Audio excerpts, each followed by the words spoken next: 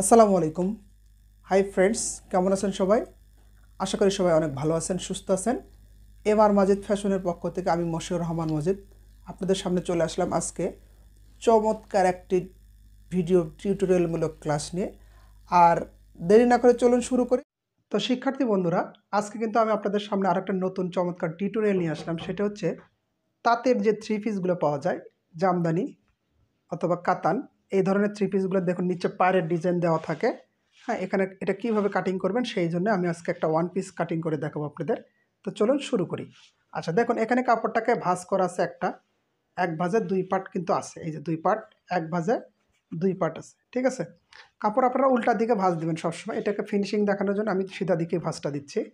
আচ্ছা আসুন, এক ভাঁজে দুই পার্ট করা আছে। এখন আমরা দুই ভাঁজে করলাম চার পার্ট, কারণ এই সাইড থেকে যে কাপড়টা আসবে এটাতে আমাদের হাতা হবে। তার জন্য আমরা ভাঁজটা আরেকবার দিলাম। এই ভাঁজটা আমরা সম্পূর্ণটা না দিয়ে কামিজে যে প্লেট লাইনটা হয় এই প্লেট লাইনের মাপে ভাঁজটা দিতে হবে, তাহলে আপনাদের কাপড়টা আর কোনো প্রবলেম হবে না। দেখুন, প্লেট লাইনটা আমি 13 ইঞ্চি পরিমাণ রাখবো, তার জন্য এই ভাঁজটা আমি 13 ইঞ্চি দিলাম, ঠিক আছে। এবার আসুন, প্রথম কথা, আমাদের যেহেতু এখানে পায়ের ডিজাইন করা আছে, আগে আমাদের লম্বার মাপটা ফিক্সড করে দিতে হবে। তো চলুন আমরা লম্বাটা কত দেব। তো আমাদের লম্বাটা হচ্ছে অ্যাকচুয়াল 43। এখানে দেখুন কোনো কিছুই করতে হবে না, সেলাই টেলাই প্লেটে না দিলেও চলবে, যেখানে ডিজাইনটা সব করাই আছে। তো আমাদের অরিজিনাল লম্বাটা হচ্ছে 43 ইঞ্চি। তো আমরা 1 ইঞ্চি রাখলাম, তারপরেও বেশি, কত হলো 44 ইঞ্চি। 1 ইঞ্চি কেন বেশি রাখলাম, আমাদের উপরে পুটের মধ্যে যে সেলাইটা যাবে এটার জন্য। আর আমরা চাইলে এই পার্টটুকু ঢেকে দিতে পারি, তার জন্য 1 ইঞ্চি রাখলাম বেশি। তাহলে কত হলো 44 ইঞ্চি। তো দেখুন এই যে 44 ইঞ্চি পর্যন্ত আমাদের কাপড়টা নিয়ে রাখলাম। এই যে এইটুকু কাপড় আমরা বাদ দেব। তো চলুন এখন আমরা ড্রয়িং শুরু করি। তো প্রথম কথা, আমরা বাম দিক থেকে বা রিয়াল লাইন বা ভাঁজ লাইনের পাশ থেকে ড্রয়িং করি। এখন আসুন, সর্বপ্রথম আমরা যেটা নেব সেটা হচ্ছে গলা। আর গলার মাপটা আমাদের দুইটা গলা দুই রকম হবে। পিছনেরটা আমরা গোল গলা রাখবো, সামনে একটা ডিজাইন করব, ঠিক আছে। আর তার জন্য আমরা পিছন গলাটা আগে দিয়ে নিচ্ছি। পিছন গলাটা আমাদের থাকবে 3.5 ইঞ্চি পরিমাণ। এই যে 3.5 ইঞ্চি পরিমাণ পিছন গলা, ঠিক আছে। আচ্ছা, এরপরে নেব আমরা মহড়া। সামনের গলাটা আমরা দিচ্ছি না, সামনের গলাটা আমরা ডিজাইন করে কাটলে তখন ওর মধ্যে গলাটা হয়ে যাবে। এই যে মহড়াটা কত নেব আমরা, মহড়া 38 ইঞ্চি বডির মাপে কাটতেছি আমি কাপড়টা। 38 ইঞ্চি বডির জন্য আমরা মহড়া মোটামুটি 6.5 ইঞ্চিতে দাগ দেবো, 6.5। কিন্তু কেউ যদি মনে করেন যে আমরা সূত্র দিয়ে কাটিং করবো স্যার, তাহলে আপনারা বডির মাপকে 6 দিয়ে ভাগ করবেন, করার পরে যা হবে তার সাথে 1/2 ইঞ্চি বেশি নেবেন, তাহলে আপনাদের একটা মেজারমেন্ট মহড়ার বের হয়ে আসবে, ঠিক আছে। আচ্ছা, এরপরে দেখুন আমরা নেব শেস্ত, মানে কাঁধ থেকে নাভি পর্যন্ত একটা মাপ নিতে হয় এখানে পেটের একটা শেপ দেওয়ার জন্য। সে মাপটা হচ্ছে আমাদের টোটাল 15 ইঞ্চি। তার জন্য আমি 15 ইঞ্চিতে একটা দাগ দিলাম। এরপরে দেখুন দেবো আমরা হিপের মাপ। হিপটা যত ইঞ্চি তাতে একটা দাগ দেবো। হিপ যেখানে আসবে সেখান থেকে কিন্তু সাইডে ফাড়া হবে। হিপটা হচ্ছে আমার 20 ইঞ্চি, তাহলে 20 ইঞ্চিতে একটা দাগ দিলাম। ওকে, এখন মোটামুটি আমাদের যতগুলো দাগ দিয়েছি এই দাগগুলো থেকে আরেকটা করে লাইন বের হবে চওড়ার দিকে, ঠিক আছে। আচ্ছা, তো আগে আমরা এখান থেকে পুট গলাটা দিয়ে দিই। তো দেখুন এই যে এখন দেবো আমরা পুট গলাটা দিচ্ছি আমি 2.5 ইঞ্চি।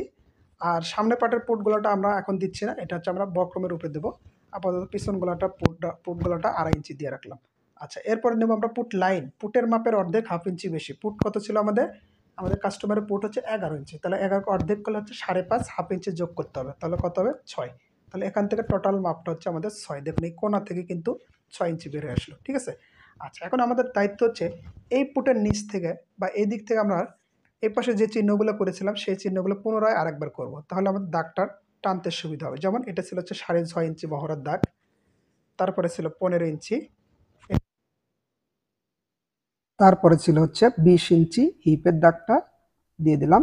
তো এখন আমরা কি করব, এই পয়েন্টগুলো স্কেল দিয়ে চওড়ার দিকে টেনে নেব। দেখুন এটা হচ্ছে মহড়ার দাগটা ছিল, এটা থেকে যে লাইনটা টানলাম এটার নাম হবে ছাতির লাইন। তারপরে এটা ছিল শেষের দাগ 15 ইঞ্চি, এই লাইনটার নাম হচ্ছে পেটের লাইন। আর এটা হচ্ছে হিপের দাগ, এখানে বলবো আমরা হিপ লাইন। তো আর নিচেটা থাকবে হচ্ছে প্লেট লাইন অথবা ঘের লাইন। ওকে, তো দেখুন এখন আমরা এই ছাতির লাইনের উপরে ছাতির লাইনটা বের করব, কত ইঞ্চি হয় সেটা আমরা হিসাব করে বের করব। তো আমাদের অরিজিনাল ছাতি ছিল হচ্ছে 38, 38কে আমরা 4 দিয়ে ভাগ দেবো, তাহলে কত হবে 9.5। আমরা আরও 1 ইঞ্চি সেলাইয়ের জন্য নেব বেশি, তাহলে 10.5। তাহলে প্রথম দাগটা হচ্ছে আমাদের অরিজিনাল মাপ পরের 1 ইঞ্চি বেশি নিলাম হচ্ছে সেলাইয়ের কাপড়টা বেশি রাখলাম। ওকে, তো দেখুন এখন নেব আমরা পেটের লাইন। পেটের মাপটা ছিল আমার 34, 34-এ 4 ভাগ করব, তাহলে কত হবে 8.5, আবারও 1 ইঞ্চি সেলাইয়ের জন্য বেশি, তাহলে 9.5। প্রথমটা একটা 8.5, তারপর একটা হচ্ছে 9.5।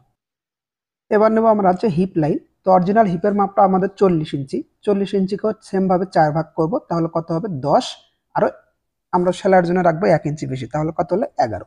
সব জায়গায় কিন্তু একই ফর্মুলা, ঠিক আছে। তো দেখুন এখন আমরা কি করব, শেপ কাট দিয়ে সাইডের লাইনগুলো টেনে দেবো। এই যে দেখুন শেপ কাট দিয়ে প্রথমে আমরা ভিতরের লাইনগুলো টেনে দিচ্ছি, এই দাগ থেকে এই দাগ।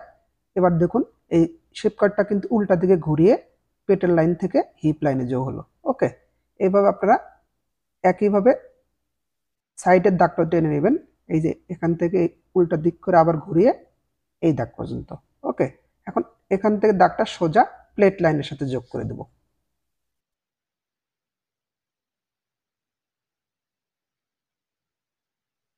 এবার আমরা পুট লাইন থেকে দাগটা ছাতির লাইনের সাথে টেনে দিলাম। এরপরে এই যে পুট গলার সাথে পিছন গলাটা আমরা যোগ করে দিব, দিয়ে গলাটার ভিতরে আমরা শেপ দেব এবং মহড়াটার ভিতরে আমরা শেপ দিয়ে দেব। এই যে গলার ভিতরে শেপটা দিলাম, এবার আমরা এই যে হাতের মহড়া অথবা আর্ম হোলের ভিতরেও শেপ দেব। তো এখান থেকে কতটুকু পরিমাণে আপনারা জায়গা রাখবেন, দেখুন এখান থেকে 1.5 ইঞ্চির উপরে আপনারা একটা চিহ্ন করে এই চিহ্নটার উপর দিয়ে শেপটা দিবেন। আশা করি কোনো সমস্যা হবে না ইনশাল্লাহ। ওকে, এখন দেখুন এই পুটের নিচে আমরা 1/2 ইঞ্চি একটা চিহ্ন করলাম, এটাকে বলি আমরা পুট ডাউন, মানে একটু ঢালু করে চিহ্ন করলে কাঁধের সাথে কাপড়টা সুন্দর ম্যাচিং হয়, এই জন্য আমরা 1/2 ইঞ্চি ঢালু করে চিহ্ন করলাম। এখানে আমরা কাটার সময় ঢালু করেই কাটবো। তো চলুন এখন আমরা কাটিং শুরু করি। তো দেখুন গলাটা আমরা একটু পরে কাটবো, আগে আমরা উপর থেকে বাড়তি কাপড়টা কাটবো। এই যে পুট ডাউন পর্যন্ত কেটে দেবো, আগে পুট ডাউন পর্যন্ত কাটবো এবং সাইড দিয়ে যে দাগগুলো আছে আমরা দাগে দাগে কাপড়টাকে কেটে নেব।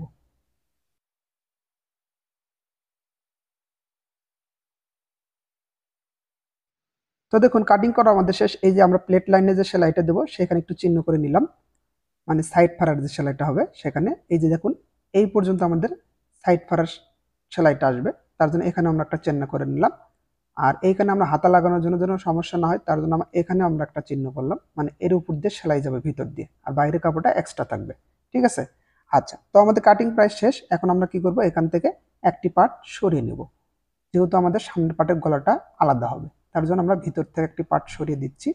এই যে দেখুন এখন কি করবো, আমরা এই যে পিছন পাটের গলাটা কেটে নেব। এই যে পিছন পাটের 3.5 ইঞ্চি গলা যে চিহ্ন করেছিলাম সেটা এখন কেটে নিলাম। আর সামনের পাটের গলা আগে বলছি বক্রম দিয়ে কাটবো আমরা, এই জন্য এখানে আর কোনো গলা কাটিং এর প্রয়োজন নেই, বক্রমের উপরে গলা কাটিং করতে হবে, ঠিক আছে।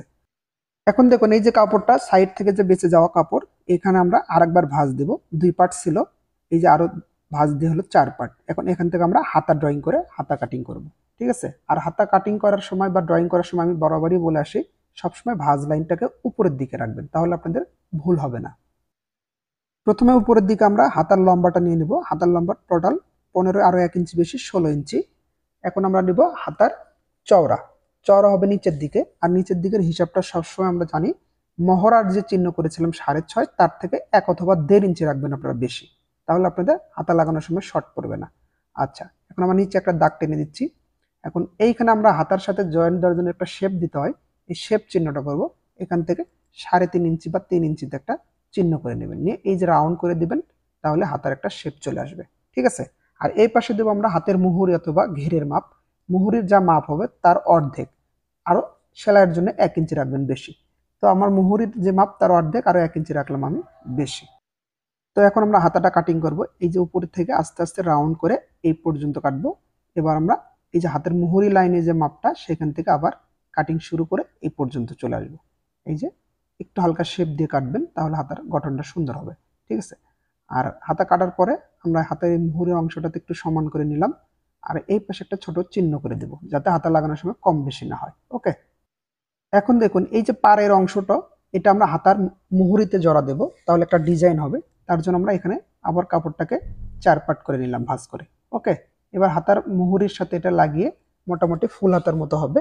তো এখানে আমরা জয়েন্ট দিয়ে দেবো। তো দেখুন হাতার মুহুরির অংশটা আমরা এর উপরে বসিয়ে দিলাম, ডিজাইনটাকে মিল করে এই যে এখান দিয়ে আবার কাটিং করে নেব। নেওয়ার পরে এই অংশটা কিন্তু আবার হাতার সাথে জয়েন করে দিলেই আমাদের ফুল হাতা হয়ে যাবে। এবং সামনের দিকে দেখুন পাড়ের যে ডিজাইনটা, সেই ডিজাইনটা কিন্তু থাকলো, অনেক সুন্দর হবে দেখতে, এই জন্য আমি এখানে জোড়া দিয়ে দিলাম। তো এই ছিল আমাদের কামিজ কাটিংয়ের ভিডিও। তো পরবর্তীতে আমি এটা সেলাইয়ের ভিডিও দেওয়ার চেষ্টা করব। আর কামিজে অসংখ্য সেলাইয়ের ভিডিও কিন্তু আমার চ্যানেলের ভিতরে দেওয়া আছে, প্লে লিস্টে গিয়ে দেখবেন শত শত পোশাকের কাটিং, সেলাইয়ের ক্লাস এবং মাস্টার ক্লাস দেওয়া আছে। আশা করি সবাই ওখান থেকে দেখে নেবেন। তো সবাই ভালো থাকবেন, সুস্থ থাকবেন, আমার জন্য দোয়া রাখবেন। আল্লাহ হাফেজ, আসসালামু আলাইকুম।